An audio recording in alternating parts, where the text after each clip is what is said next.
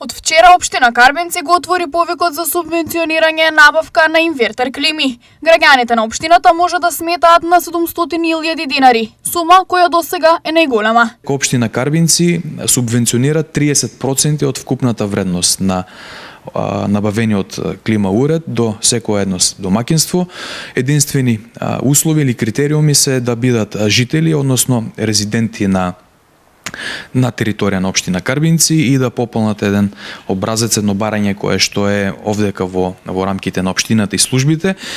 Повикот е трет, а интересот е се поголем поради што споменатата сума може да биде изголемена. Зависност од бројот на апликации и динамиката со која што граѓаните ќе аплицираат, доколку има потреба за буџетот да биде зголемен, нормално ќе го зголемиме. Тоа беше пример и минатата година.